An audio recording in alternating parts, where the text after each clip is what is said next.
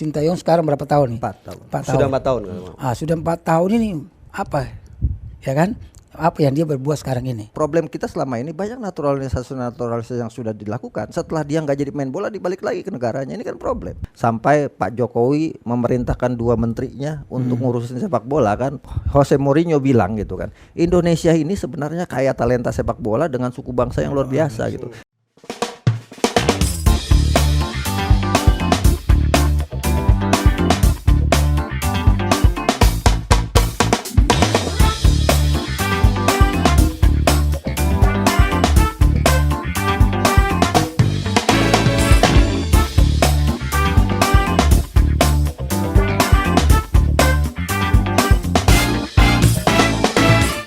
Salam olahraga, salam Pro 3 Siniar. Saya Danang Sundoro hadir kembali di layar kaca Anda, YouTube Anda, Pro 3 Siniar. Kali ini kita ngomongin tentang sepak bola. Kebetulan akhir tahun, kebetulan juga mau menjelang 2024. Catatannya pasti banyak.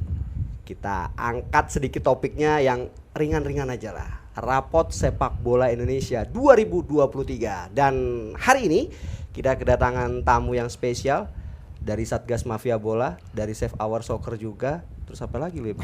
Gue bingung gue. Akmal Marhali. Sebelah kanan saya. Ya, terima kasih. Pengamat sepak bola nasional. Save Our Soccer. Terus apa? Satgas Anti Mafia Bola. Calon apa lu besok? Katanya kemarin mau jadi caleg ya katanya. Ke calon ketua umum PSSI, Persatuan Suami Sayang Istri. Oh siap.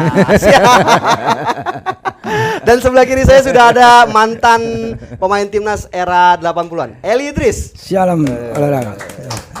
Bang Eli sehat, Bang Eli? Alhamdulillah sehat. Alhamdulillah. Persita sehat, Pak? Persita jalan terus. Gue nggak ngomong kayak gitu.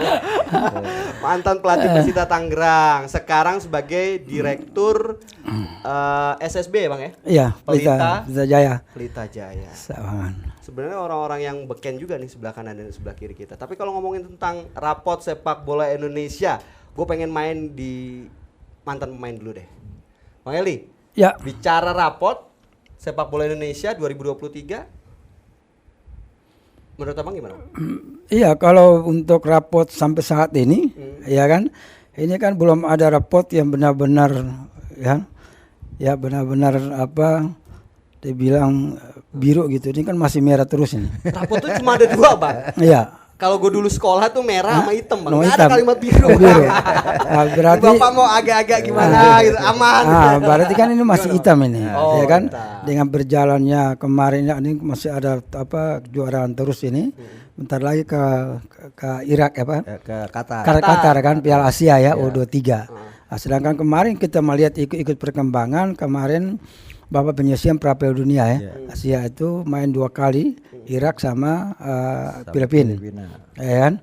Pertama kalah 4-5-1 ya. 5-1 dan 5-1 dan tadi 1-1. Artinya kan perkembangan ini yang kita melihat terus. Kemudian kemarin dengan U17 yang sebagai tuan rumah kemarin. Oh iya, Piala Dunia ya. Piala Dunia U17 Membanggakan lah, kita ya. tuan rumah lah. Iya, membanggakan kita tuan rumah. Tapi kan hasilnya kita nggak membanggakan. Saya kalimatnya titik dulu, Bang. Silakan dilanjut kalimatnya. Nah, tapi kan ya kita kan pengen kan ya kan sebagai tuan rumah tapi mesti membanggakan juga. Betul. Nah, tapi kan hasilnya kan nggak, kenyataannya yang kita udah lihat sendiri lah, ya kan 3 kali main, 2 kali kalah, 1 kali seri, terus nggak masuk. Berarti kan kita melihat rapot sepak bola ini kan sebetulnya kan tadi yang kita bilang hitam enggak, berarti kan masih.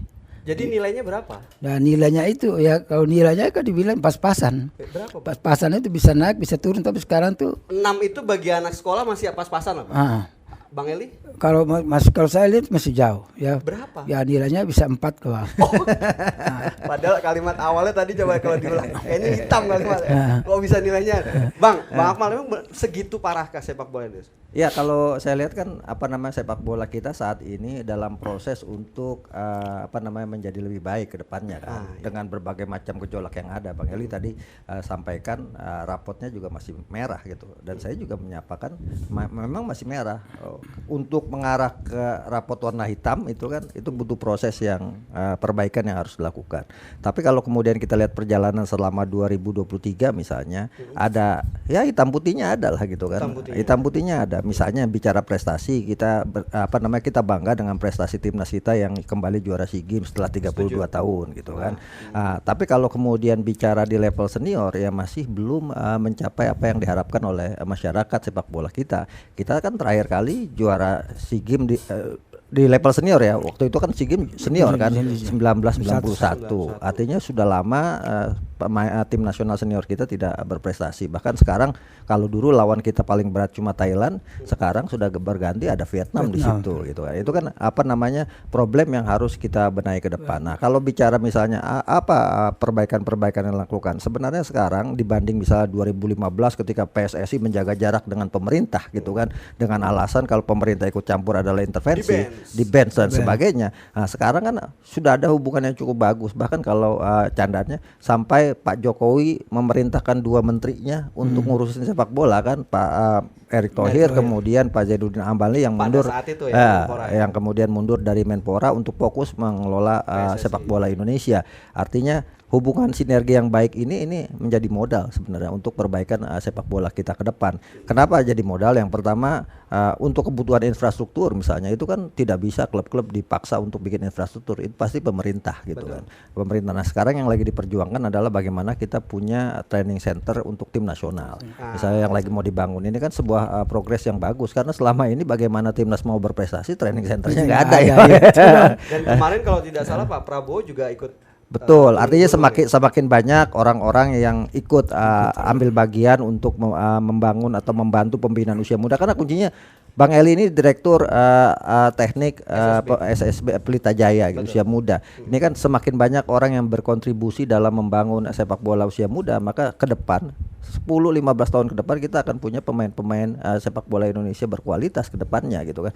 Nah, problemnya adalah infrastrukturnya yang pada belum ada gitu. SSB kita kan main di kampung-kampung, kadang-kadang lapangannya stadio berdebu lah gitu kan. Kadang-kadang rumputnya nggak jelas, kontrol bola juga nggak bisa bagus. Nah, sekarang kan ada pihak-pihak swasta yang kemudian membangun training camp, pemusatan latihan, ada beberapa sekolah sepak bola yang juga punya lapangan yang bagus-bagus. Nah, semakin banyak itu di semua daerah, saya pikir akan membuat progres sepak bola kita semakin maju ke depannya gitu. Karena menurut saya kita punya kalau Jose Mourinho bilang gitu kan, Indonesia ini sebenarnya kaya talenta sepak bola dengan suku bangsa yang luar biasa gitu. Kalau misalnya Spanyol, suku bangsanya mereka cuma satu, kita berapa suku bangsa yang kita punya dengan karakter-karakter tersendiri. Bang Eli orang Timur dengan karakter sepak bola sendiri. Kita punya Papua yang dibekali bakat alam, Maluku yang dibekali bakat alam, kemudian ada Medan yang terkenal dengan karakter kerasnya, kemudian Jawa Tengah atau Jawa yang sering mencetak striker-striker tangguh. Nah, ini kan potensi ini harusnya diberdayakan. Dengan apa? Sebenarnya kita udah punya impres percepatan pembangunan sepak bola nasional gitu kan, yang nomor 3 tahun 2019. Nah, tinggal apakah ini dijalankan atau tidak. Kalau dijalankan, saya pikir kita bisa melakukan percepatan pembangunan sepak bola kita. Adem, pengamat sepak bola nasional. Ini kapasitas pengamat sepak bola. Tapi kalau nggak salah kita punya data ya, Bapak Jar, terkait peringkat Indonesia ya. Peringkat Indonesia mau dikoreksi Bang Akmal, Bang Eli. Kalau tidak salah kan sempat 179, sekarang 146. Sekarang 146. Mana nih datanya? Coba lihat. Loh, 140. Saya nggak ngelihat tuh tadi itu. Ini yang cowok. Sedangkan ini yang cewek 105. Yang cowok itu kita masih di bawah Botswana, lalu Ethiopia.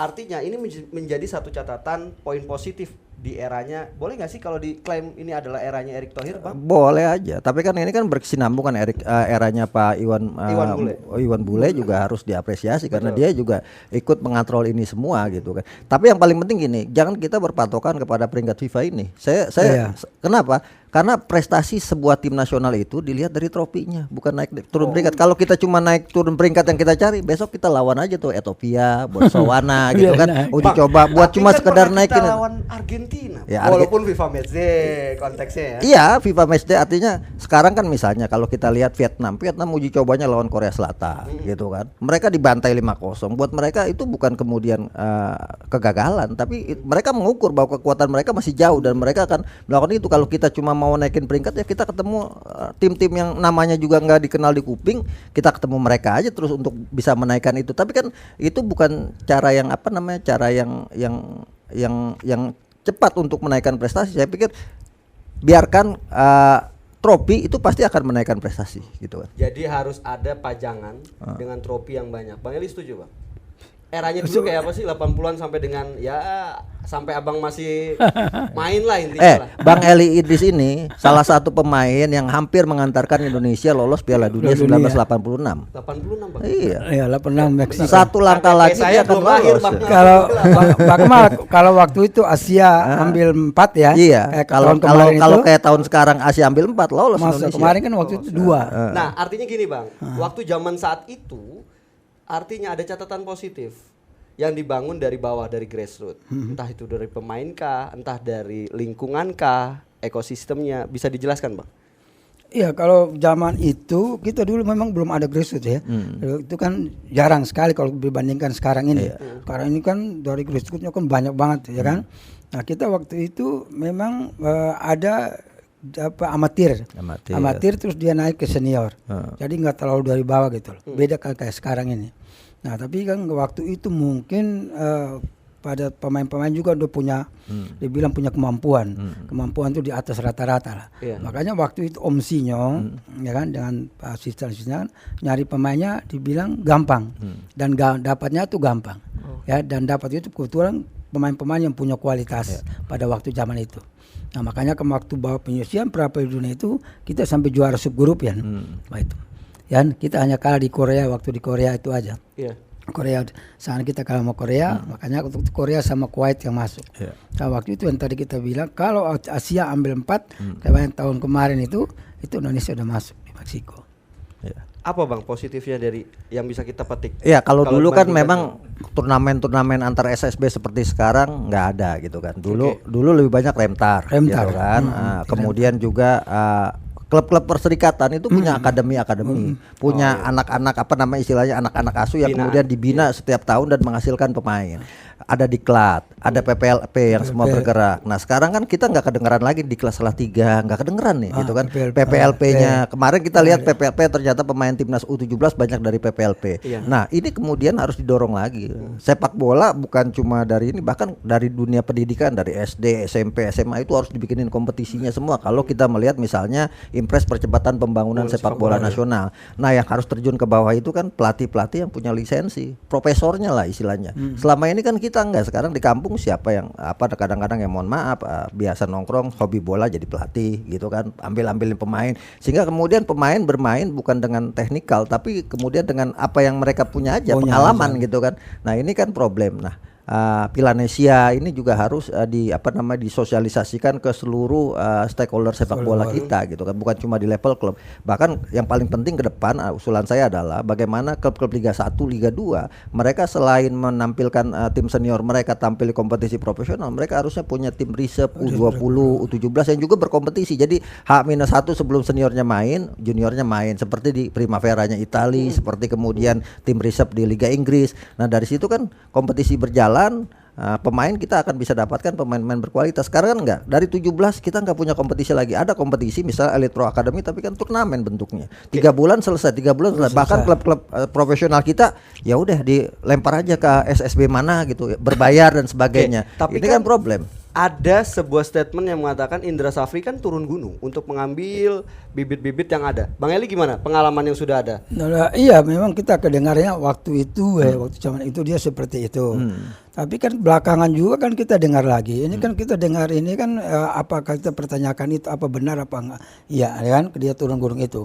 Kemudian pemain yang dicari ini memang pada waktu nyari pemainnya itu kan ya kita juga nggak nyangka seperti itu ya kan. Nah, tapi kan kalau kita butuh ini kalau dia turun benar-benar itu kan mesti kan dapat pemain yang benar-benar berkualitas gitu. Jadi kan gini, turun gunung kalau kemudian misalnya ke nyari beras, padi disiapin banyak banget kan nggak akan produktif. Yang produktif adalah di tiap-tiap asprop, askap itu udah punya bank data. Sehingga kemudian direktur teknik turun ke lapangan, dia sudah memilih ini loh yang terbaik di daerah Tangerang. Enggak kemudian semua SSB dikumpuli waktu seleksi nasional tim nasional U17 untuk Piala Dunia misalnya. Saya pikir nggak efektif. Di Bali didatangkan sampai 2.000 pemain datang ke lapangan seleksi. Gimana seleksinya? Seleksi satu hari ada 1.000 orang. Kan nggak efektif gitu. Harusnya kan setiap asprop itu udah punya ada berapa akademi di sejumlah daerah ada 20. Oke, 20 kita datangkan 3 yang terbaiknya gitu kan. Nah, itu kan harus ada bank data yang kebutuhan kita apa? Kebutuhan kita pemain sayap, kebutuhan kita striker. Maka yang diturunkan adalah striker terbaik setiap daerah. Nah, ini yang kita nggak punya sampai sekarang. Bank data pemain. Itu PR-nya berarti bank datanya. Tapi kalau tadi Anda katakan menggarisbawahi tentang trofi, Indra Safri sudah memberikan trofi. Iya, artinya kan itu di level junior. Level junior. Kita kan kalau level junior kan nggak ada hitungannya di peringkat FIFA. Gitu. Sekarang kalau kita rujukannya peringkat FIFA misalnya, boleh Belgia kemarin menjadi nomor 1 dunia beberapa kali gitu kan dengan kemampuan dia beruji coba. Tapi nama dia tetap aja di bawah Italia, di bawah di bawah Spanyol, di bawah Brazil, di bawah Argentina, nggak pernah juara dunia gitu kan. Jadi peringkat FIFA itu menurut saya adalah seperti bursa efek di Jakarta gitu. Kalau kemudian prestasinya naik dapat trofi pasti di atas gitu kan. Jadi yang kita kejar bukan ranking FIFA-nya, yang kita kejar prestasinya gitu kan. Kalau kita kejar ranking FIFA, ini kan bisa kita datangkan klub dari negara mana tuh, Botswana, kita ongkosin kemarin, nggak mungkin dia bisa menang di sini. Orang udah kita ongkosin, kita kasih jalan-jalan, pasti dia kalah. Tapi kan itu cara yang buang-buang uang menurut saya gitu kan. Kalau mau kita uji coba ke sini, kita uji cobanya dengan tim-tim berkualitas. Sekarang kan misal kita mau ikut Piala Asia, kalau kita uji cobanya dengan Botswana, Karakau dan sebagainya, ya bukan levelnya Jepang gitu kan. Sementara kita mau berhadapan dengan Jepang. Tapi kan sekarang misalnya PSSI sudah lebih baik gitu. Misalnya besok mau Piala Asia, kita uji cobanya lawan Iran, lawan Libya. Nah, itu kan artinya level-level yang menjadi pertanyaan saya, kita kan mainnya di Qatar, ngapain kita ke Turki, kan itu masalahnya. Iklimnya kan berbeda. Seperti kemarin kita mau Piala Dunia U17. Piala Dunia di Indonesia, tapi kita kemudian pemusatan latihannya di Jerman yang iklimnya dingin. Gitu kan. Sementara di sini iklimnya panas. Akhirnya pemain-pemain seperti Welber, kemudian Amar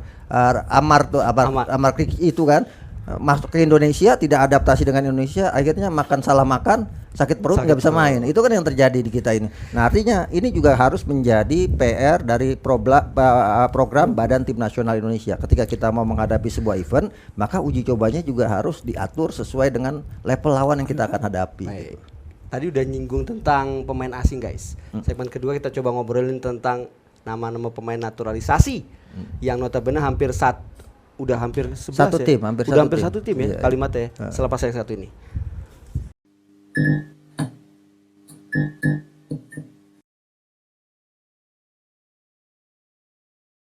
Perjuangan sepak bola Indonesia memang masih cukup panjang. Selain kemarin tadi sudah disinggung mengenai SEA Games, berprestasi, oke lah, catatan baik. Lalu juga Piala Dunia kita sebagai peserta dan juga dipuji oleh FIFA, itu menjadi catatan prestasi yang terbaik. Bang Eli, itu catatan terbaik Bang, bukan rapot yang merah.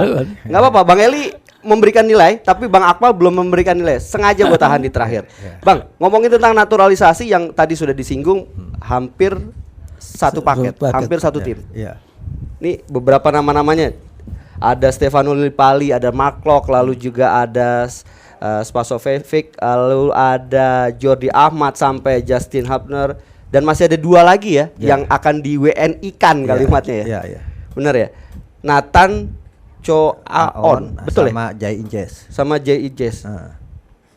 Pertanyaan gue Bang, kan dulu ada sempet tuh di netizen kita nih dengan local pride. Coba dijelasin dulu dari Pak pengamat kita dulu nih. Gue belum nyapa sebagai Save Our Soccer ataupun sebagai ini sebenarnya nih staff jadi gini, yang menarik dari program Sintayong di tim nasional itu, dia mengelola tim nasional seperti mengelola klub. Kalau menurut saya gitu kan, mengelola klub kan, kalau klub kan pelatih datang kemudian mereka mendatangkan pemain-pemain yang ingin mereka hadirkan, gitu kan, di transfer semua pemain. Ini kan seperti bursa transfer sebenarnya, akhirnya pemain keturunan. Di era Sintayong saat ini setidaknya sudah 8 pemain keturunan yang kemudian didatangkan gitu kan. Nah, permasalahannya adalah apakah dengan cara seperti ini akan kita berprestasi, kan itu masih dalam tanda tanya besar. Nah, gitu. Nah, sekarang kan sudah dilakukan gitu kan. Nah, sudah dilakukan kemudian sudah menjadi warga negara Indonesia, tinggal kita lihat apakah ini akan bisa mengangkat prestasi kita gitu. Sampai situ dulu Bang. Kita lihat Jordi Amat. Ini nominal paling tertinggi, mohon dikoreksi. 900.000 euro, 15,6 miliar. Ini berarti satu musim ya? Iya. Hitungannya ya. Terus masih ada siapa lagi guys? Jar. Masih ada Mark Klok seingat gue ya. 450. Lalu ada siapa lagi? Sen Patinama 600.000 euro, 10,4 miliar. Siapa lagi? Mark Klok 450.000 euro, 7,8 miliar. Next, siapa lagi? Gue lagi nyari berapa harga terendahnya sebenarnya ini. Ivar Jenner 300.000 euro, 5 miliar. Terus Rafael Sturridge 75.000 euro, 1,3 miliar. Next, coba terakhir siapa deh yang dikasih? Masih ada lagi? Nah, gue coba sebelum ke Bang Akmal, Bang Eli, dengan melihat nama-nama ini dan angka ini, apa yang bisa Anda sampaikan dari fisik tadi? Agak geleng-geleng gimana? Iya, Nggak artinya setuju apa gimana? kalau bilang setuju sih tadi kita memang nggak setuju. Kita mantan pernah bicara, kita pernah ngangkat ini, Pak Akmal juga pernah kita bicara ini kan. Ya kenapa kita bicara ini ya kan? Yang kita berpikir ke depan itu pemain-pemain kita dengan segini banyak ya kan, dengan 100 banyak. Dulu kenapa bisa, kenapa sekarang nggak bisa? Nah, itu pertanyaannya. Salahnya di mana? Ya kan? Ya ini mesti yang dicari tahu ini kenapa? Ya kan? Dengan pemain yang membayar segini gede, ya kan? Kalau pemain kita dikasih segini gede mungkin mati-matian mungkin bisa terjadi. Kan? Nah, ini pun satu pertanyaan, artinya dengan ini nilai memang kita juga berpikir juga. Saya juga baru lihat kalau begini nih. Ya kan? Dan Bang Eli dan teman-teman apakah sudah memberikan masukan kepada PSSI kah dalam hal ini? Kita belum. Kita butuh baru rencana kita mau, yang kita berpikir itu kasihan pemain-pemain.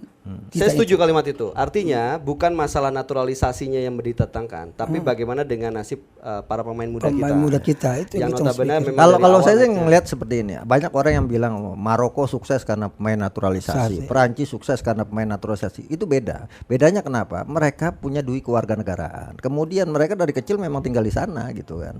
Dan mereka mengenal itu Filipina. Kenapa banyak pemain naturalisasi? Karena mereka duit kewarganegaraan. Kita ini satu gitu. Jadi ketika orang kemudian menjadi warga negara Indonesia apapun itu, bukan cuma dari lingkup sepak bola ya, dari kegiatan-kegiatan kehidupan sosial lainnya, entah itu dalam sisi bisnis dan sebagainya, kan ada dua syarat. Yang pertama, dia bisa jadi warga negara Indonesia kalau sudah tinggal 5 tahun berturut-turut atau 10 tahun berturut-turut.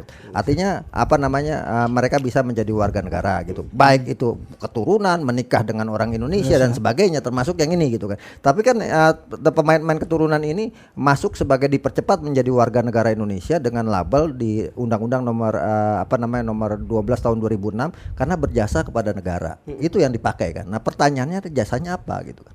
Kan belum ada jasa. Kita melihat misalnya dulu Susi Susanti, Alan Budi Kusuma, dia masih belum punya kewarganegaraan Indonesia ketika berprestasi mengantarkan Indonesia menjadi Olimpiade.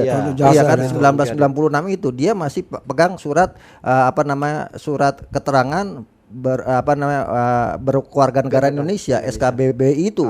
Belum, artinya dulu itu sulit banget. Nah, sekarang lewat sepak bola hampir udah 130 pemain, baik itu keturunan maupun pemain asing yang sudah menjadi warga negara Indonesia dengan dikatrol. Jadi sangat cepat sekali, dan saya melihat gini, naturalisasi yang kita lakukan kan sebenarnya delusional. Delusional itu artinya dia itu sebenarnya kalau mau disuruh memilih pasti memilih negara asalnya untuk membela negaranya. Misalnya ya mohon maaf gini, 8 pemain yang semuanya hampir hanya Jordi Amat yang bukan orang Spanyol, bukan orang Belanda, yang lainnya kan orang Belanda. Kalau dia bisa masuk tim nasional Belanda, dia pasti milih Belanda gitu. Seperti misalnya Giovanni van Bronckhorst punya darah Maluku, tapi dia pasti milih tim nasional Belanda gitu kan. Nah, ketika mereka sudah tidak masuk strata Belanda, baru mereka berpikir mereka ingin jadi warga negara lain untuk bisa masuk tim nasional. Ini kan demi karir gitu kan.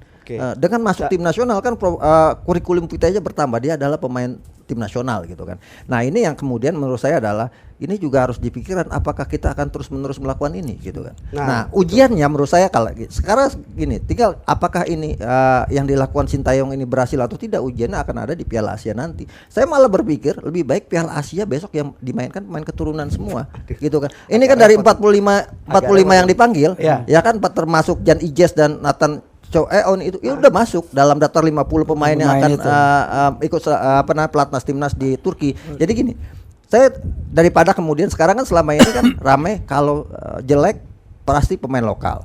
Kalau bagus pemain naturalisasi. Coba sampai sini dulu. Benar gak sih kalimatnya, Bang? Benar itu.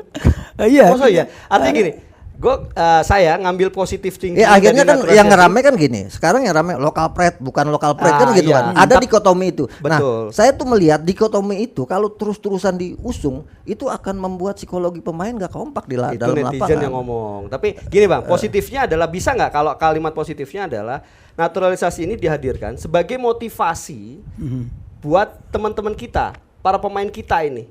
Ya bisa. Sebagai untuk dia aja yang dari luar belajar adaptasi kok dihargain besar. Sedangkan gua ini pemain yang asli Indonesia gitu loh kalimatnya. Saya Eli Idris yang bermain di Indonesia udah kenal tentang lapangan Indonesia. Ya berarti gua harus lebih hebat dong. Gimana Bang Eli? Justru itu yang saya bilang tadi satu pertanyaan seperti itu. Coba saya nggak tahu apakah pemain kita nih mereka tahu nggak kalau pemain asingnya terima seperti itu. Dia tahu nggak? Mungkin kalau dia tahu mungkin juga bisa ini juga antara mereka itu. Loh, dia dibayar gede banget, ya kan? Buat apa kita mau ini? Nah, tapi kalau pemain kita dibayar segitu mungkin beda lagi. Kita nggak tahu nih. Tapi yang kita sayangkan sih sayang. Saya bilang sayang. Sayang itu ya naturalisasi pun udah 9-10 ya. Iya. Itu terlalu banyak juga sebetulnya. Oke, ini hampir 10. Iya. Atau hampir satu tim lah Sudah satu bahasanya. tim. Enggak, sekarang pertanyaan saya adalah kita ya itu program PSSI bagian dari mencoba percepatan prestasi. Oke, itu kan hipotesa yang mereka lakukan, harus diuji gitu kan. Pertanyaan saya kan gini, dari 8 yang didatangkan oleh Sintayong mayoritas main belakang. Mayoritas pemain belakang kan. Coba kalau kita lihat main belakang yang tadi Jordi Amat, Justin Hubner yang baru, kemudian ada Sandy Walsh, Saint Patinama, kemudian Jan Ijes, Nathan Acho, itu main belakang semua, gitu kan.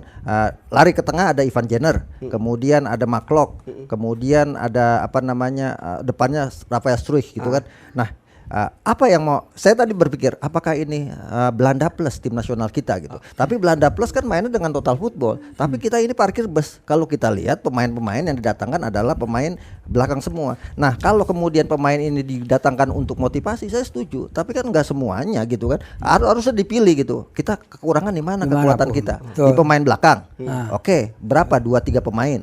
Di tengah 1-2 pemain, di depan 1 pemain gitu. Wah, kalau semuanya kemudian menghadirkan pemain naturalisasi, untuk apa Liga 1 digelar? Oke, saya balik sekarang pertanyaannya. Kalau itu disebut pemain belakang semuanya, pemain belakang kita sebenarnya apa? Potensinya ada Rizky Ridho, ada Rizky Ridho. Yang saya khawatirkan gini, nanti kan yang tinggal tersisa ini adalah kiper Nadio Argawinata, Hernando Ari plus depan Ramadan Sananta. Nanti giliran main lawan Jepang nggak bagus, yang salah strikernya nggak bisa cetak gol. Terus kipernya bodoh gitu kan. Akhirnya seperti itu. Akhirnya ini kan jadi problem sendiri. Jadi menurut saya adalah bagusnya besok gitu. Menurut saya nih, bagusnya kita itu besok itu mainkan naturalisasi, karena dengar-dengar juga akan ada kiper yang masuk. Misalnya Emil Audero masukin aja sekalian jadi kiper. Jadi lengkap. Depan sama belakang sama tengah sama depan. 11 pemain itu akan jadi sejarah buat dunia kan. Untuk pertama kalinya dalam sebuah event turnamen besar ada sebuah negara yang hadir dengan pemain naturalisasinya. Itu keren, akan menjadi catatan dunia. Nah, tinggal apakah berhasil atau tidak. Kalau berhasil kita apresiasi. Tapi kalau tidak berhasil kan harus dievaluasi gitu. Jangan sampai kemudian kita bikin kompetisi tapi yang main ini kayak di SSB nih ya. Banyak SSB kita yang latihan siapa, yang turnamen siapa. Itu banyak tuh ya Bang Elia. Enggak bahaya tak? Bang, minum dulu lah Bang. Siap. Ini seru ini. Pelajaran kalau ngomong tentang naturalisasi dengan segmen. Nah, kalau kemudian ini berhasil misalnya kan berhasil. Kita di Piala Asia, pertama kita akan lawan Irak kita kalahkan. Kemudian Filipina kita bantai habis-habisan. Jepang kita tahan lah. Karena Jepang kan raja Asia saat ini, Jerman aja udah dikalahkan. Wah, itu berarti ini naturalisasinya prestasi. Tapi kalau kemudian gagal juga, kan harus dievaluasi kan. Jangan sampai kemudian itu tadi delusional. Sekarang banyak pemain Raja Nenggolan misalnya. Dulu waktu dia jago-jagonya mau dipaksa jadi pemain Indonesia juga nggak mau, dia kan mau dibayar berapapun nggak mau. Kenapa? Karena dia masih berpikir gue bisa bela tim nasional Belgia gitu kan. Diminum dulu Pak, diminum. Jangan emosional seperti itu ngomongin naturalisasi. Gue khawatirnya Bang Akmal ini nominalnya nggak nyampe sama angka-angka yang tadi gitu. Bukan masalah itu. Jadi kan kita kan harus evaluasi juga. Jangan segala sesuatu kita hadirkan lalu merusak ekosistem sepak bola kita yang ada saat ini. Itu yang paling penting. Yang paling penting saat ini adalah bagaimana kita membina. Kita nggak bisa membeli pemain. Setuju. Kita harusnya membina kalau mau berprestasi gitu kan. Nah, artinya gini, Inggris misalnya punya pemain, Prancis punya, mereka bina itu pemain kan dari usia muda, mereka tinggal di situ, kemudian jadi warga negara situ. Ketika usia 17 kan mereka tinggal memilih dia mau jadi warga negara mana nih, mau jadi warga negara Afrikanya, misalnya Zidane, mau jadi warga negara Aljazair atau jadi negara Prancis, dia pilih Prancis karena lebih nyaman hidup di sana kan, lebih mapan gitu kan. Nah itu kan yang terjadi di sana. Siapa yang nggak mau jadi anggota tim nasional Prancis gitu? Sejarahnya aja luar biasa, prestasinya luar biasa, pasti ada level di sana yang dicapai ya. Mau jadi pemain timnas Prancis. Nah kalau di sini misalnya naturalisasi pemain keturunan misalnya Raja Nainggolan lagi jago-jagonya dulu gitu kan, diambil itu luar biasa. Itu akan ikut artinya menstimulan pemain-pemain lokal kita untuk seperti dia. Tapi jangan lupakan pembinaan itu yang paling penting. Jangan sampai kemudian nanti kita yang latihan ikut pelatnas siapa, yang kompetisinya siapa. Itu kan repot juga gitu kan. Oke lah kalau begitu dah, sambil nunggu Bang Akmal biar agak reda sedikit ngomongnya. Kita break sejenak ya.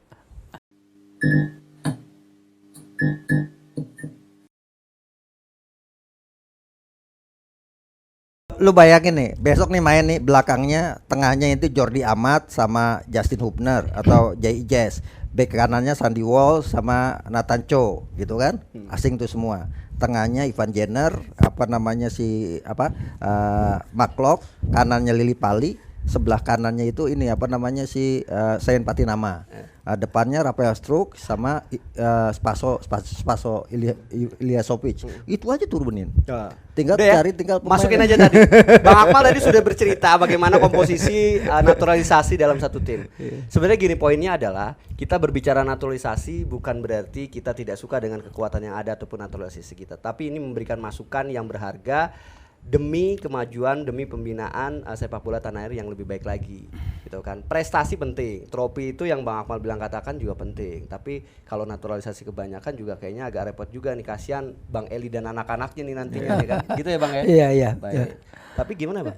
Ini udah masuk nih segmen kita nih Bang. Oh udah masuk. Naturalisasi gimana jadinya? Jadi menurut saya ya Cukup sah-sah saja sesuai dengan Cukup apabila 10 lah. Gini menurut saya enggak mau semakin banyak pun juga nggak masalah, tapi sesuai aturan. Itu yang penting, jangan sampai kemudian mengambil kebijakan DPR mengambil langkah kemudian putusan presiden, ini kan hak istimewa luar biasa gitu kan. Kalau kemudian dilakukan dengan cara-cara misalnya pemain itu mengajukan diri secara secara natural aja kan, naturalisasi itu kan natural.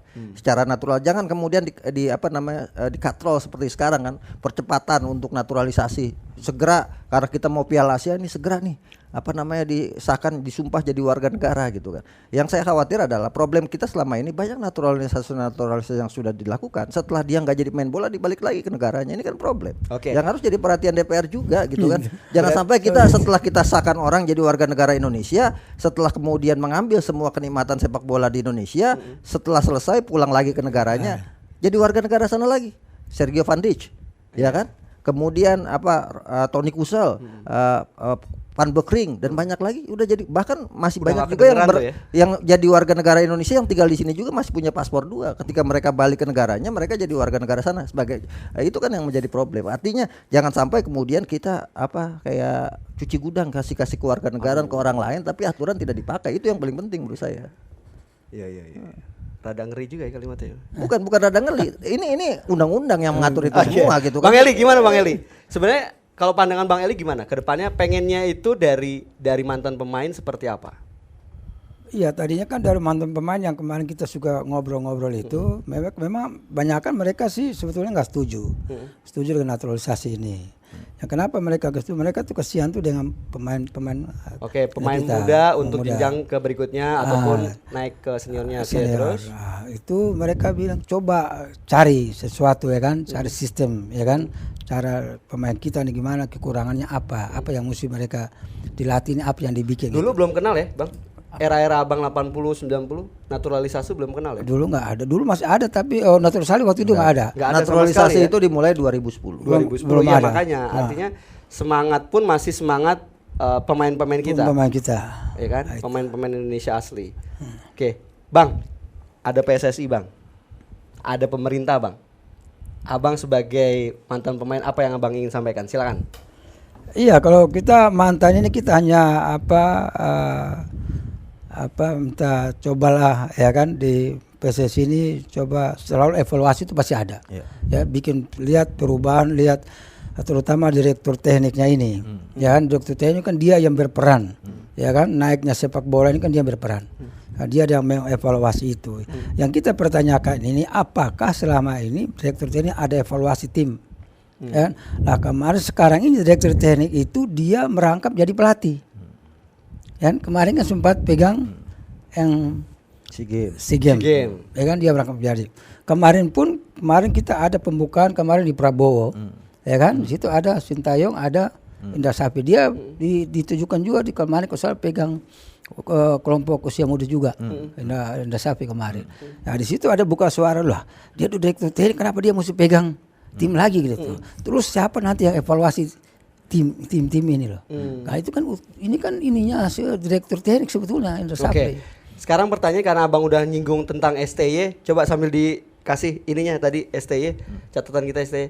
Sebenarnya pertanyaannya, apakah naturalisasi ini permintaan satu tim untuk bisa lebih baik kah?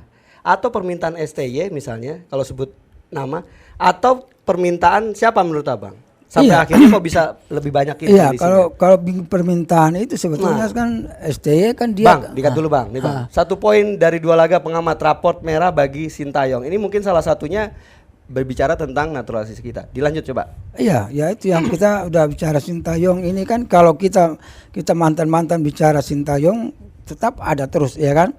Mereka teman-teman juga mengevaluasi Sintayong ya kan. Oke lah dia kemarin aja juara sekali itu ya kan. Nah tapi setelah berjalan ke sini ya berapa tahun Sintayong sekarang berapa tahun nih? 4 tahun. Sudah 4 tahun. Sudah 4 tahun ini apa ya kan? Apa yang dia berbuat sekarang ini? Kan kalau kita melihat nggak ada. Ya dalam bermain taktik bertahan menyerang sistem bermain itu pun nggak ada. Kedisiplinan bagi sosok Sintayong yang akhirnya dirasakan oleh para pemain muda kita. 17, 19 sampai dengan 22, bukankah itu menjadi satu catatan positif? Kalau saya bilang kalau kita mantan-mantan belum melihat itu. Sampai satu masa ingin diberangkatkan, besoknya gara-gara indisipliner dikeluarkan, apakah itu bukan menjadi satu catatan positif? Belum sampai di situ juga sebetulnya. Yang kita melihat itu kan tim ini kan kebersamaan.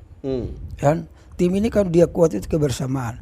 Yang kita sedikit pertanyakan setiap Sintayong timnya Indonesia bermain itu setiap kalah bola dia harus turun. Setiap kalah bola dia turun. Enggak itu sebetulnya. Ya kenapa sepak bola era modern sekarang bermain build up main dari bawah. Ya kan? Bang Kamal ya kan main build up dari bawah. Tapi kan ada kapan kita main dari bawah, ada kapan kita pressing. Kalau Sintayong kan dia enggak ada. Setiap kalah bola kita turun di garis tengah. Setiap kalah bola turun. Terus apa? Perkembangannya apa? Kemajuannya apa? Bang Akmal, STY di mata Bang Akmal seperti apa Bang? Pelatih bagus, kurikulum kita bagus.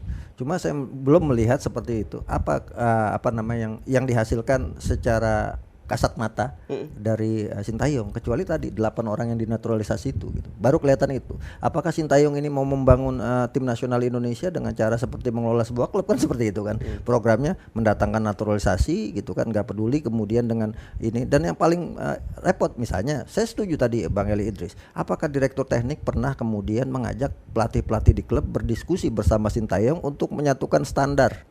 Apa yang diinginkan Sintayong dari tim nasional Indonesia? Jangan sampai kemudian Sintayong datang ke pemain timnas datang ke Sintayong dari ulang lagi latihan passing dan sebagainya, kan berarti ada yang nggak jalan.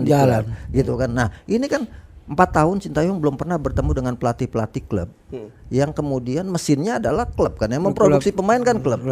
FO2 Max-nya ukurannya berapa, kemudian teknik bermain bolanya seperti apa. Itu kan standar itu harusnya di awal musim itu sudah dibicarakan dengan semua pelatih, sehingga kemudian timnas ketika kemudian para pemainnya dipanggil tidak lagi bicara masalah-masalah mendasar passing dan sebagainya, tapi sudah bicara bagaimana strategi melawan tim yang akan kita hadapi. Kan itu tim nasional gitu kan. Tapi kalau kemudian datang ke sini masih dianggap lemah passingnya dan sebagainya, ini kan jadi ya nggak akan dapat apa-apa juga gitu. Akhirnya kita mempermaklumkan kalau tim nasional kita tidak berprestasi. Kita butuh proses mau sampai kapan prosesnya seperti itu kan.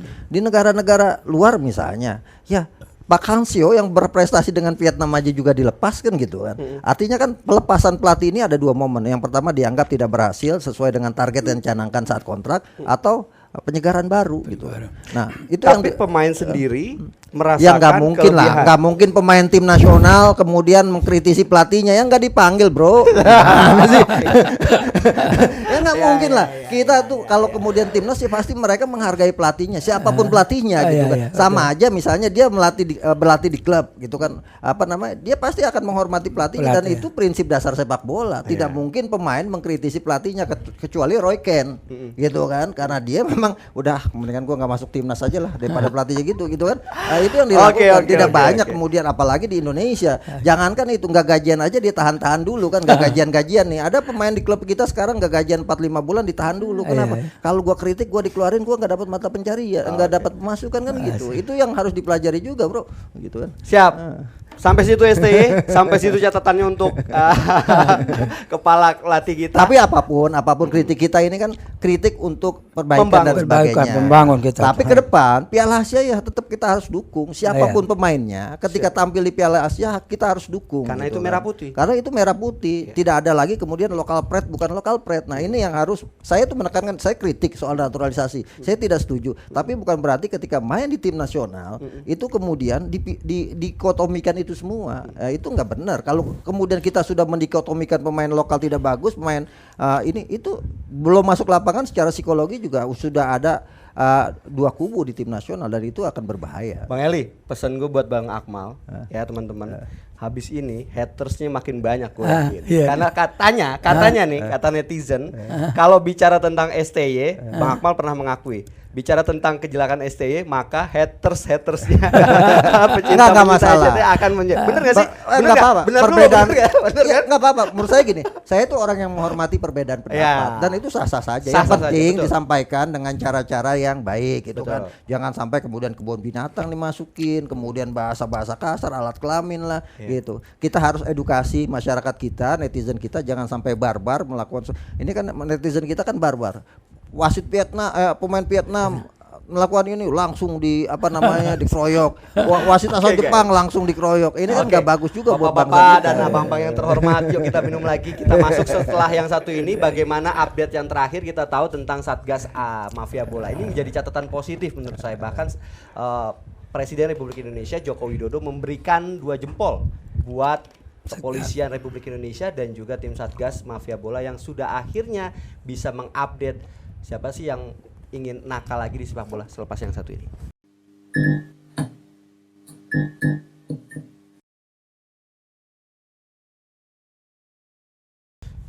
Welcome back again, Danang Sundoro, Akmal Marhali sebelah kanan kita, pengamat sepak bola nasional, Satgas, anggota Satgas Mafia Bola. Saya jangan pengamat, saya pecinta aja. Pecinta sepak Kalau bola. pengamat terlalu besar namanya.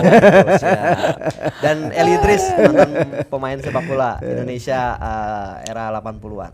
Di belakang ini ada video terkait dengan kemarin hasil catatan dari kepolisian. Nah, Bang Akmal kali ini sebagai anggota Satgasnya. Kita coba lihat dulu. Gimana, Bro? Coba diputerin dulu. Ini kemarin ya Bang Akmal? Hari Sambil Rabu. kita ngobrol ya. 13 Pak Desember. Kapolri kita ya. Tanggalnya serem angkanya 13 Desember. Ini 13 ngeri juga Desember. ya ini angkanya ya 13 ya. Gue di 13 sini deh Desember. biar bisa dilihat barengan deh. Nah, MOU nih ya. Polisi dan PSSI ya. Pak Erick Thohir.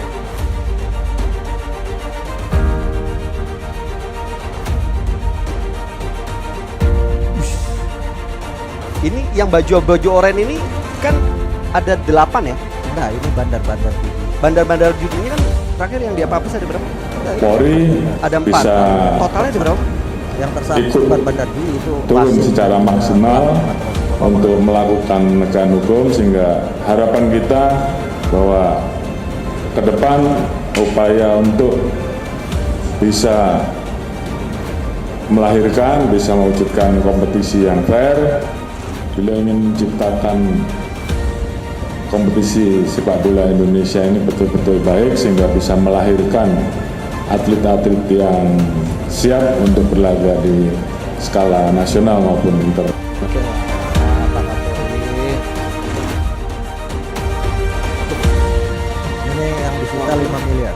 5 miliar ya. 5 miliar rupiah guys. Ada pernyataan dari Pak Ketua Umum ya, Erick Thohir yang mengatakan dihukum seumur hidup. Bang Eli, ada tanggapan Bang Eli? Gimana Bang Eli? Ya itu kalau kita mau ada perbaikan ya sudah Harus ada efek jerah. ada efek jerah itu dah ya kan. Dan Kalau- itu setimpal. Iya kalau enggak sepak bola kita enggak maju-maju kalau gitu. Sebelum gua ke anggota Satgas, mafia bola itu sebenarnya sudah ada sejak kapan nih Bang? Ya kalau dibilang mafia bola betul sih ada ya kan. Nah, tapi kan mestinya kan kita ini kan apa ya, kita butuh sepak bola ini kan mesti maju. Sepak bola kita ini kan harus maju. Walaupun ada gimana pun tetap sepak bola kita ini harus maju. Ya apapun yang mesti yang terjadi. Tahun 80 zamannya Bang Eli mafia bolanya kayak apa? Bang? Kalau saya sih nggak tahu itu sih. Enggak tahu apa enggak mau tahu nih Bang?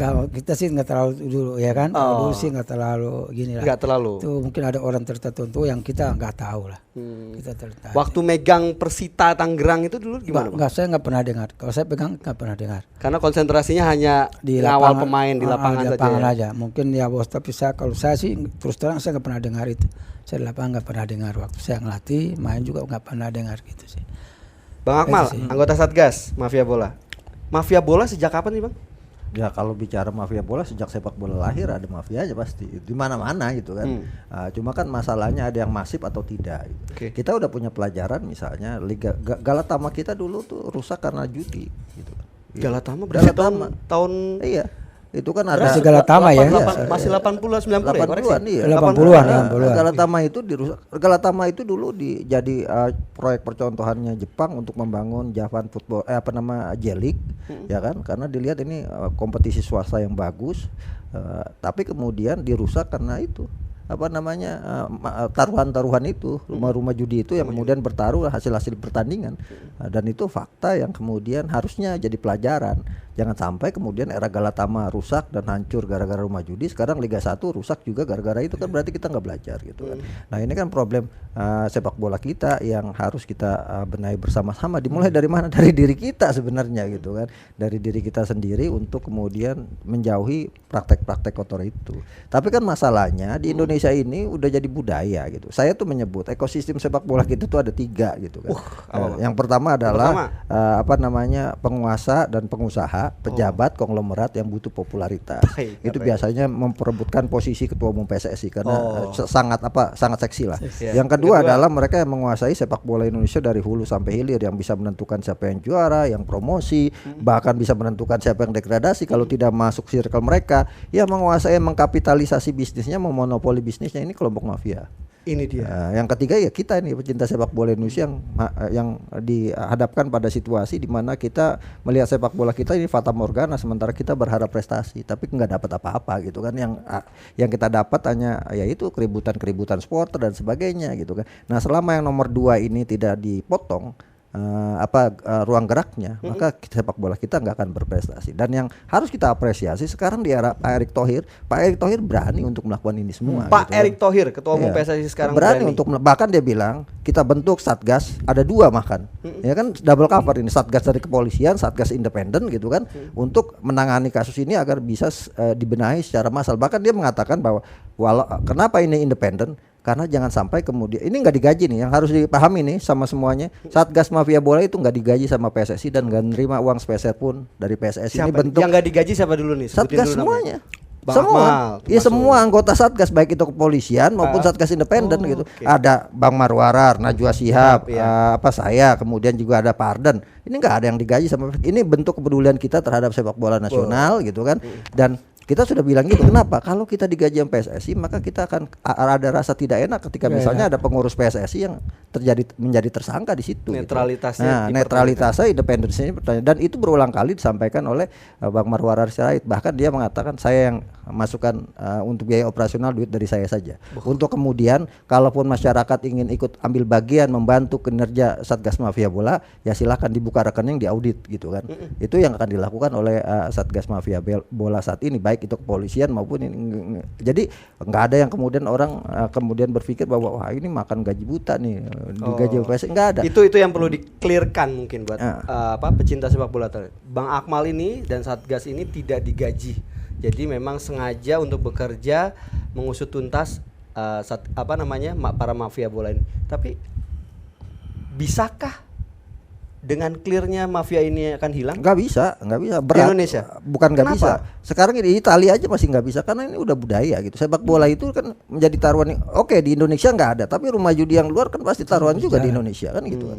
Karena di Indonesia ini dilarang judi dan segala turunannya dilarang di Indonesia. Iya. Tapi kalau kemudian Danang punya dana besar bikin rumah judi di luar negeri nggak masalah gitu kan, nggak masalah. Nah problemnya adalah di kita ini rumah judi itu masuk sampai ke lapangan yang menentukan berhasil pertandingan gitu. Skor. Nah kalau kita misalnya nih kita bertiga taruhan aja nih, apa namanya Persib lawan Persija kita taruhan aja gitu kan, ya nggak masalah, itu kan hak masing-masing gitu kan. Oke. Tapi kalau kemudian ketahuan oleh pemerintah ya pasti ditangkap karena ini dilarang oleh negara gitu. Iya. Nah, tapi kan nggak kita pegang ini kan nggak kemudian masuk ke lapangan. Di sini kan gue pegang ini, dia masuk ke lapangan, dia apa namanya 2-3 pemain diambil atau kemudian manajemen timnya diambil dan sebagainya. Nah ini kan yang merusak iklim sepak bola kita.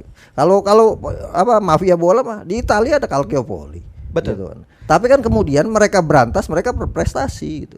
Vietnam 2005 ketika saya meliput SEA Games, Vietnam itu punya pemain namanya Pham Pham Pui yang bahkan disebut ini apa namanya Maradonanya dari Vietnam, dan 12 pemainnya itu luar biasa, generasi barunya Vietnam. Tapi masuk ke final, kalah dari Thailand 3-0. Nah, tapi masuk ke final 12 pemainnya itu terlibat pengaturan skor, langsung dihukum seumur hidup tidak boleh terlibat di sepak bola gitu. Akhirnya apa? Sekarang Vietnam kita lihat kan bangkit sepak bolanya, pasca kejadian itu mereka kemudian sepak bolanya bangkit. Nah, kita harus tiru yang baik dari negara lain gitu. Ketika pemberantasan mafia bolanya kemudian dilakukan dengan benar, maka Bolanya prestasinya juga akan Akan baik. berprestasi. Karena sekarang gini, pemain ntar ada yang gak gajian di klub, dapur nggak ngebul, kemudian ada yang datang si A gitu kan, ada yang datang, Ngasih. nih 20 juta lu atur lah supaya gol, supaya kebobolan 2 gol ya. Siapa yang nggak tertarik? Orang nggak punya duit gitu. Ada cerita itu, Bang? Ada gitu kan. Fakta tahun berapa dan di event 2021 apa? juga ketika kemarin, tapi kan kasusnya tidak diselesaikan waktu itu 2021 ketika ada kasus Cilegon United melawan Perserang kan, sampai kemudian ada 5 pemainnya yang kemudian dihukum seumur hidup oleh PSSI, tapi kemudian tidak dibawa ke ranah hukum. Nah ini harusnya sekarang harus dibawa ke ranah hukum gitu kan, karena kalau dengan begitu kan ada pemain-pemain kita yang bermasalah dihukum seumur hidup, habis itu diampunin main lagi, akhirnya kemudian membuka celah untuk apa namanya untuk pelaku-pelaku judi itu bermain. Sekarang kan rumah-rumah judi itu dari luar gitu. Oke. Ini yang sekarang SBO Top nih, ini pusatnya ada di Filipina. Nah, itu Gitu dia. kan. Pusatnya ada di Filipina, kemudian ada bandar dari Malaysia, ada bandar dari Singapura. Nah, sekarang mereka bisa masuk ke Indonesia kan berarti ada yang bukain pintu. Kita punya rumah, ada tamu datang. Kalau kita nggak bukain kan nggak akan bisa Nggak masuk. datang, ya. Berarti kan ada yang bukain ini. Nah, ini kan kerja harus bareng-bareng semuanya gitu kan. Nggak bisa juga Satgas yang ada sekarang untuk mengungkap ini semua karena ini delik aduan. Oke. Bang Eli pernah merasakan, Bang? Didatengin gitu, Bang? Saya belum pernah. Sebagai pemain, sebagai pelatih. Enggak belum pernah. Coba dikalahin dulu lah pertandingannya gitu kan. Enggak ada tuh. Selama saya enggak Di ada. era-era dahulu kalah? Enggak ada. Nggak pernah ya? Heeh. Kalau Persita ada kasusnya 2018 Wah. ketika ini Persita dikalahkan. Gitu Dua- kan. 2018. Bang Eli 2018 2018 Enggak, agak saya. Ya. sudah gantung suatu atau sudah ini maksud saya udah tidak menjabat lagi? Yang waktu semifinal Bang, perebutan tempat ketiga Kalteng Putra melawan Persita. Yang Egy malah marah itu kan. Oh, itu saya udah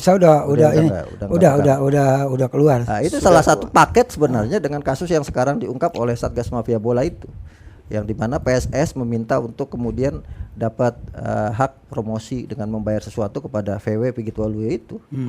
Itu banyak itu paket-paket di situ gitu. Sekarang kan orang-orang yang bermain itu nih harus kita potong jalurnya gitu. Nah, untuk bisa memotong jalur itu kan Akmal tuh sementara itu kita kan dapat data dari orang. Kemudian kan orang itu kan harus dipanggil untuk dimintai keterangan. Nah, kadang-kadang di kita ini mereka udah kasih tahu, giran mau dipanggil dimintai keterangan pada nggak mau. Nah, itu yang membuat Karena takut. Oke.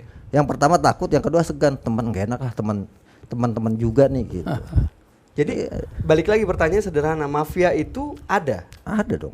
Artinya kalaupun mafia Kalau nggak ada adalah kenapa orang, ada yang ditangkap gitu kan? Oke, artinya karena gini, ada juga yang mengatakan netizen kita mafia itu menganalogikannya, mohon maaf, seperti buang apa namanya? Kentut. Ya, Nah. buang Nah, udara. makanya keluar. itu kan harus dicarian pembuktian. Rasanya baunya itu terlihat, tapi dipegang itu sulit. Nah, gimana?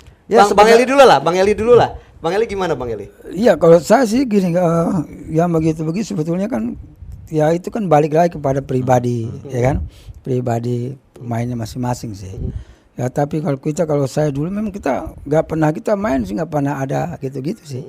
Pernah dengar gitu ya. Entah kalau teman-teman atau kalau buat saya sih, saya nggak pernah ada gitu sih. Oh gitu. Coba kalau tidak salah, karena memang tadi Bang Akmal mengatakan memang eranya Erick Thohir adalah yang terbaik untuk bisa memberantas Satgas. Ada acungan jempol ya dari Pak Presiden kita ya terkait dengan kinerja tim Satgas kita dan juga kepolisian kita. Karena memang ini menjadi catatan positif sebenarnya di penghujung akhir 2023 dengan menyebutkan walaupun tapi tadi, ini tantangan buat Satgas Mafia Bola. Saya itu tantangannya, setiap minggu pasti di-mention orang semuanya. Tolong diselidiki nih. Tolong diselidiki, kan yang harus dibedakan adalah gini. Tidak semua kejadian di lapangan itu perilaku mafia gitu kan. Tidak semua. Kayak misalnya soal wasit dan sebagainya. Kalau kemudian itu adalah ranahnya ini kesalahan wasit, ya dibawa ke lingkup football family di mana ada lembaga yudisial di PSSI gitu kan. Tidak kemudian orang yang salah dalam mengambil keputusan itu pasti mafia, bukan. Coba Jar buka yang kirim. Itu ada link WA, coba sambil dibuka. Kita coba melihat, pantau bagaimana presiden saja, karena ini secara tidak langsung permintaannya FIFA ya untuk bisa membenahi ataupun ya, bagian salah dari satu transformasinya salah satunya adalah soal bola. integritas. Integritas sepak bola. Bicara Satgas Mafia Bola. Apa target yang berikutnya Bang? Sambil kita coba melihat Targetnya sih sebenarnya sederhana. Target kita pencegahan. Cegah dulu gitu kan. Kalau kemudian dicegah masih pada nakal, ya baru ditindak kan gitu. Kita kan berharap dengan ditangkapnya 8 orang ini pada takut gitu kan. Semenjak diadakan Satgas Mafia Bola. Satgas Mafia Bola yang kepolisian sudah dibentuk sejak Agustus. Kemudian Satgas Mafia Bola yang pihak dari independen dibentuk 20 September 2023. Tapi sebenarnya Satgas Mafia Bola sudah ada sejak 2018 ketika Pak Kapolrinya Pak Tito Karnavian. Ketika itu kan beberapa tokoh-tokoh sepak bola Indonesia dari mulai pelaku di lapangan sampai pejabat di PSSI itu kan ada yang semua ditangkap-tangkapin juga semuanya. Nah sekarang bagaimana kemudian, kalau saya sekarang misalnya Pak Figit Waluyo kan ini menjadi tersangka, kita berharap Pak Figit membuka kotak Pandora ini untuk kemudian bersih-bersih, karena menurut saya yang bisa membersihkan sepak bola Indonesia dari mafia adalah yang merusaknya. Yang bisa memperbaiki sepak bola Indonesia yang merusak sepak bola kita gitu. Nggak mungkin orang datang kemudian membenahi tapi masih ada yang merusak. Gitu. Yang paling gampang dulu saya ngomong pernah waktu terakhir sebelum almarhum Bang Andi Darussalam meninggal dunia, karena seminggu sebelum dia meninggal ketemu saya di Senayan Plaza Senayan. Saya bilang, Bang, yang bisa memperbaiki sepak bola Indonesia itu Bang Andi Darussalam. Saya bilang gitu, Bang. Kenapa? Jokowi acungkan 2 jempol untuk penanganan mafia sepak bola Indonesia, sangat bagus. Ini bukti bahwasanya memang orang nomor 1 di negeri kita ini juga konsen dengan sepak bola. Dan emang ini permintaan dari pemerintah juga, bukan cuma presiden ya. Wakil presiden juga kan dalam waktu kesempatan memanggil Satgas Mafia Bola menyatakan bahwa jangan tebang pilih, habis sikat sebenarnya, jangan kemudian diberikan celah untuk itu semua. Kenapa? Karena sepak bola kita sudah waktunya berprestasi gitu. Nah itu yang harapan-harapan pemimpin kita ini yang harus kita jantakan di lapangan. Nah karena itu dalam kesempatan ini saya berharap yang mereka masih nakal masih ada kesempatan untuk tidak melakukan ini semua gitu. Sampai kemudian diciduk baru kemudian baru tobat gitu kan ada waktunya gitu. Ini yang paling penting yang harus dibenahi. Makanya kemudian ada 8 yang sudah jadi tersangka kan. 5 diantaranya adalah perangkat wasit, kemudian asisten manajer klub, kemudian perantaranya yang ini Pak VW, kemudian ada kurir yang membawakan uangnya juga, dan satu lagi yang masih jadi DPO itu kan yang pembantu yang memfasilitasi wasit dengan ini yang kemudian masih jadi DPO, katanya ada di Kalimantan, ada di Pulau Kalimantan. Nah ini kan udah 8, ditambah lagi kemarin 4 orang yang merupakan bandar-bandar judi SBO top di Indonesia yang beroperasi di sini gitu. Jadi bandarnya udah ada yang ketangkep, pelakunya udah ada, kemudian wasitnya juga udah ada gitu kan. Jangan sampai kemudian ini tidak jadi pelajaran buat kita. Kan yang kita rindukan sekarang kan sepak bola berprestasi. Kalau semua sepak bola sudah diatur ya wajar kalau tim nasional kita kemudian tidak berprestasi kan. Kolamnya kotor gitu. Semoga dari Bang Akmal katakan kalau memang Anda masih jadi mafia bola ya segera tobat lah kata Bang Akmal. Jangan sampai udah ditangkap baru tobat gitu kan, menyesal kemudian. Tapi ini bicara akhir tahun Bang 2023. Bang Akmal dan Bang Eli sudah bicara juga tentang Qatar yang notabene Januari akan kita mainkan ya. Iya. 2024 apa harapan baru untuk sepak bola Indonesia yang pasti? Bang Eli. Iya, kita berharap sih di 2024 ini ada perkembangan kemajuan lah, ya kan. Apa realnya Bang? Ya realnya ya perbaiki yang selama ini kekurangan ini ya gimana kekurangannya apa yang mesti itu mesti kompetisi perbaiki. kita? Kompetisi Liga kita? Udah jalan, kompetisi kan jalan Sudah bagus ya kan. Yang tadi memang kemarin kan kita ini lagi dinaturalisasi di klub-klub ini. Kalau nggak salah kan 5 sampai 6. Oke, catatan untuk naturalisasi PSSI kata Bang Eli. Nah, terus PSSI sekarang kan kita di klub ini. Ya kita sayangnya juga terlalu banyak juga Bang Akmal, ya kan? Kenapa banyak? Karena kan kalau banyak begitu kasihan pemain-pemain lokal kita tempatnya, ya kan? Kemudian di situ kan setiap posisi kan ada semua. Ya kan? Nah, sedangkan kita kan butuh pemain belakang, butuh jam terbang, gelandang butuh jam terbang, striker butuh jam terbang. Tapi sekarang kan hampir dikuasai naturalisasi pemain asing semua. Pemain asing. Kan kesian juga kan dari situ. Pak Ketua Umum Pak Erick Thohir dan jajaran ini yang ngomong adalah Direktur Pelita Jaya sebagai SSB. Oh jangan gitu, ini mantan pemain nasional yang ngomong. Mantan pemain nasionalnya nanti dulu. Yang penting ini dulu. Ikatan paling tingginya direktur katanya. Katanya begitu di balik layarnya gitu katanya requestnya. Oke, terakhir untuk PSSI apa keinginannya ataupun harapannya Bang? Ya kalau kita berharap PSSI ya selalu ada evaluasi perbaikan, selalu mesti ada perbaikan. Jadi di sini kan ada Sintayong, ada direktur tekniknya, ya kan selalu perbaiki dilihat kekurangan apa sih kekurangan ini kan butuh apa sih ini anak-anak ini kan seperti butuh itu. Abang mungkin bisa masuk? Kenapa? Butuh Bang Eli untuk bisa masuk atau digandeng? Nggak perlu, udah ada Sintayong ya. Nah, kita kan hanya berbagi ya kan pengalaman dengan musik kan Sintayong, Indra Safri kan udah tahu perkembangan sepak bola ya kita perbaiki punya kita lah kekurangan yang selama ini gitu loh. Ya kan supaya 2004 itu kan ada perbaikan gitu. Jadi rapotnya masih belum berubah?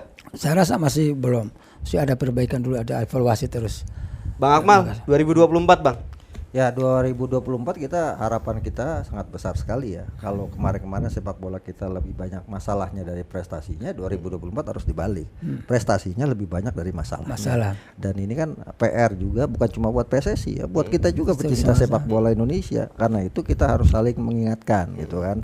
Ada yang melenceng ya harus kita ingatkan gitu, dan itu penting saling check and recheck karena gini kritik itu separuh dari penyelesaian masalah. Kritik itu separuh dari penyelesaian masalah. Separuhnya lagi apa? Kerja kerasnya dari pengurus-pengurus yang ada gitu, dari pelaku-pelaku sepak bola kita kan potensi mah luar biasa. Setiap orang datang ke Indonesia pasti memberikan pujian kepada potensi sepak bola kita. Cuma sayangnya potensi-potensi yang bagus ini layu sebelum berkembang. Kenapa? Yaitu karena kolam yang kotor gitu. Nah, kita ke depan yuk kita kuras kolam yang kotor ini, kita isi dengan air yang higienis sehingga ikan-ikan, benih-benih ikan kita yang bagus-bagus ini bisa berkembang dengan baik. Jadi ke depan bukan cuma kita kan sekarang kompetisi kita ini katak dalam tempurung, di dalam aja luar biasa. Giliran main di event internasional gitu. Level klub maupun level timnas kan jatuh-jatuh juga. Nah itu ya kemudian ke depan makin banyak pemain kita yang bisa mengorbit keluar negeri. Kemarin saya ada yang ngeritik orang, titipan spesialis titipan. Saya ingin bercerita begini, Korea Selatan kenapa kemudian sekarang tim nasionalnya bisa bagus? Dulu dia menitipkan pemain-pemainnya ke Bundesliga. Ada di klub ini, di klub ini, di klub ini. Kemudian dari dititipkan itu pemain di akademi ya, bukan pemain profesional. Iya. Ada yang kemudian mencuat namanya bagus, naik. Akhirnya sekarang pemain Korea Selatan jadi langganan masuk Bundesliga. Bahkan sekarang menjadi pemain-pemain yang banyak dilirik oleh banyak negara top. Begitu juga Jepang, dititipkan juga pemain. Nah, kita kan kemarin kita dititipkan dalam bentuk satu tim gitu kan. Main Garuda Select lah, Primavera lah, Bareti lah. Sehingga kemudian tidak ada persaingan di situ. Mereka merasa sudah berada di zona nyaman. Nah, karena itu ke depan ini bisa kita misalnya pemain-pemain bagus kita Iqbal Guaje dan kawan-kawan U17 kemarin tuh dititipkan di akademi mana yang kemudian bisa berlatih di akademi loh ya, bukan jadi pemain. Selama ini kan kita ada yang dititipkan di klub-klub profesional, akhirnya nggak main gitu kan. Artinya bagi hasil nih di pembiayaannya separuh-separuh Indonesia ini, dan itu terjadi. Nah, Thailand dulu pernah ketika Thaksin Shinawatra menjadi pemilik Leicester, itu kan pemainnya dititipkan berlatih di Leicester. Sekarang kan Thailand juga pemainnya bagus-bagus, bahkan sudah ada yang kemudian kalau kita ini ya kita titipkan misalnya di akademi Jepang ya kan sepak bolanya, atau di Ajax Amsterdam kita buka kerjasama. Saya pikir ini yang dimiliki oleh Pak Erik, kelebihannya adalah dia punya network yang luar biasa. Setuju. Nah sehingga kemudian network ini bisa dimaksimalkan, tapi kan nggak mungkin kita menitipkan pemain yang juga kualitasnya di bawah standar. Nah standar ini yang harus kita naikkan. Tingkatkan. Di mana siapa yang paling banyak berperan? Orang-orang seperti Bang Eli inilah yang akan banyak berperan di level grassroots gitu kan.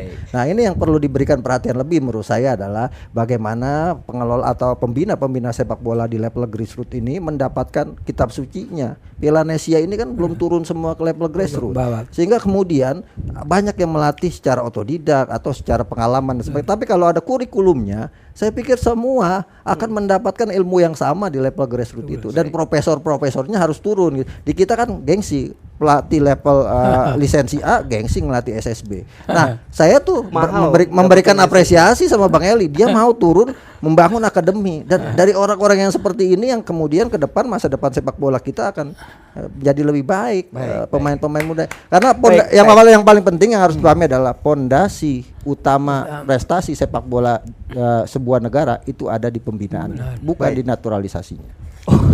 Oke. Baik guys. Bicara bola memang nggak ada habisnya, apalagi kalau datengin Bang Akmal, Bang Eli. Tapi poinnya satu, kita memberikan masukan yang terbaik. Entah kita ngomongin tentang timnas kita, rankingnya, lalu bicara tentang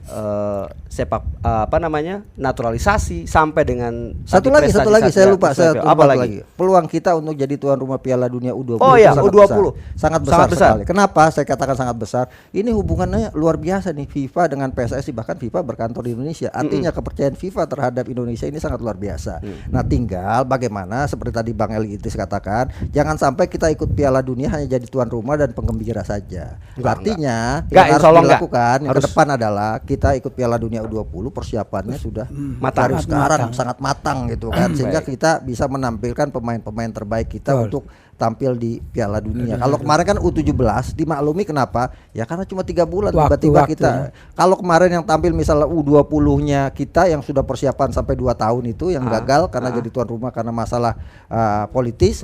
Nah, ke depan kita harus punya persiapan lebih matang dari itu. Baik. So, conclusion, Bung Akmal, singkat raport sepak bola Indonesia 2023 ini? Raport sepak bola Indonesia saya pikir sudah berjalan menuju arah yang benar. Gitu kan. Ihdinas syiratal mustaqim lah gitu. Cuma permasalahannya kan ketika orang mau ke jalan yang benar kan gangguannya, godaannya pasti ada. Tadi kata Bang Eli juga nih, raport itu kalau anak sekolah kan merah dan hitam. Ada nilai yang sudah diberikan Bang Eli. Nggak adil kalau Bang Akmal nggak ngasih. Ya saya kasih nilai 6 dan semoga besok 2024 menjadi 8. Amin ya Allah ya Rabbal alamin. Pak Erik dan kawan-kawan, kita percaya dengan masukan yang terbaik. PSSI yang ada PSSI sekarang is the best. Yang pasti tujuannya adalah satu, sepak bola Indonesia selalu berkibar dengan apapun eventnya dan dengan kekuatan para pemain dimanapun berada. Saya Danang Sundoro, Akmal Marhali, Eli Idris. Salam sepak bola, salam Pro 3 Sinar, salam olahraga. Bang, thank you Bang. Terima kasih. Terima kasih Anda sudah bersama kami di Pro 3 Siniar.